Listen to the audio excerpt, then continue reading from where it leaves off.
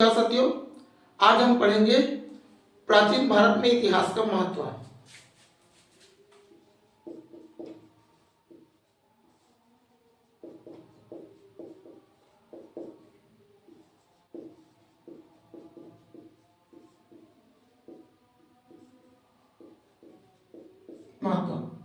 अब यह विषय इसलिए चर्चा पे है क्यों हम प्राचीन भारत में इतिहास के महत्व को देखते हैं, इंपॉर्टेंस को। अगर हम देखें कि प्राचीन इतिहास क्या है, तो प्राचीन इतिहास उन्हीं को हम मानते हैं भारतीय इतिहास में जहां में लिखित दस्तावेज विवरण मिलता है।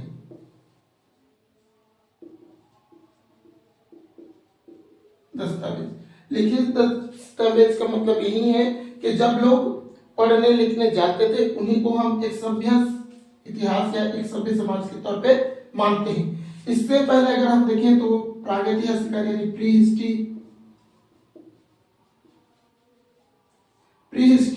अब प्री हिस्ट्री को इसीलिए मानव विकास के श्रेणी में नहीं रखा जाता है कि प्री हिस्ट्री यानी कि पत्थरों का युग, जहां पे क्या आदि मानव के हम काल को देखते हैं, किस प्रकार लोग पूर्ण रूप से सभ्य नहीं थे।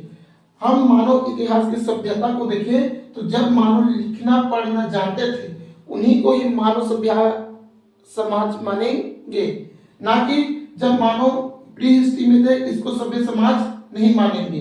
तो मानव के विकास कहाँ, जब लिखित दस्तावेज मिलते हैं वहीं से। अब इतिहास का महत्व क्यों प्राचीन भारत में, तो इतिहास का महत्व कई कारणों से महत्वपूर्ण है। एक तो होता है कालक्रम।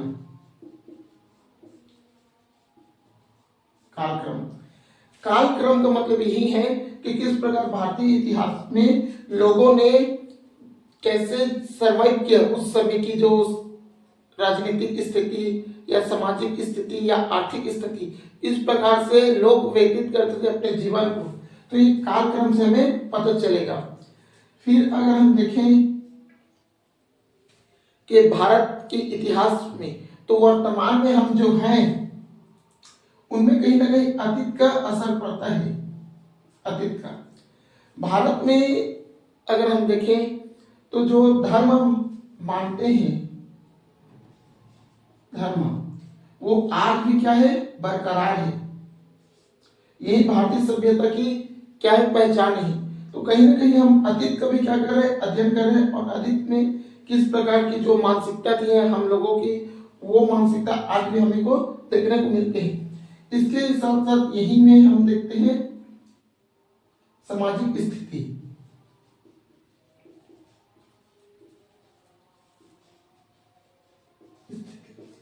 अब सामाजिक स्थिति का मतलब है कि उस समय समाज में क्या था, तो हम देखते हैं कि वैदिक काल में समाज क्या था, समानता था, इक्वालिटी था।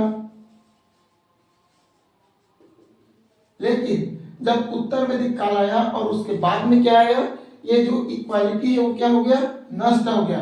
अब यहाँ का क्या आ गया, रंग, रूप, नस्ल और भेदभाव आदि बढ़ना क्या हुआ, आरंभ हुआ। हम यहीं से देखते हैं भारत में कास्ट सिस्टम यानी ब्राह्मण, क्षत्रिय, वैश्य और क्या, शूद्र। तो ये जो जातिगत व्यवस्था है वह आया।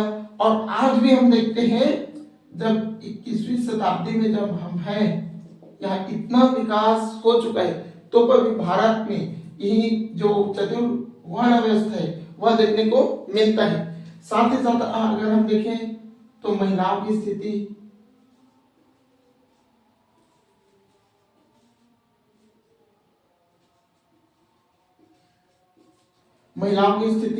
तो महिलाओं की स्थिति भी क्या है, दयनीय है। इसीलिए हमें क्या प्राचीन भारत में इतिहास का महत्व पता चलता है। अब ये तो हो गया कालक्रम, अतीत। अब कुछ और चीज देखते हैं कि किस प्रकार समाज बना। तो यहाँ पे क्या हुआ, पहले विदेशी आक्रमणकारी आए, जैसे कि शक, पाठियन, हूण और न जाने अन्य, ये भारत में आए। तो भारतीय सभ्यता में जो विदेशी आक्रमणकारी आए, विदेशी आक्रमणकारी, तो उनका भारत में आना यह नहीं था कि भारत में आके वो रुक गए। उनका ये यह कंसेप्ट है कि भारत में आके भारत की संस्कृति के साथ, संस्कृति के साथ मिलजुल गए।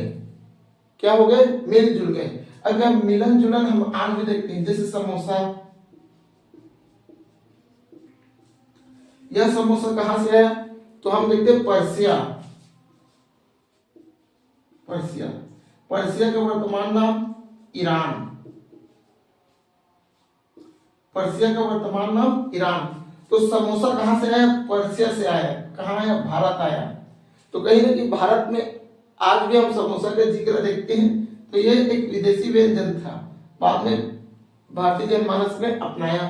अगर हम देखें तो जो टोपी है और जो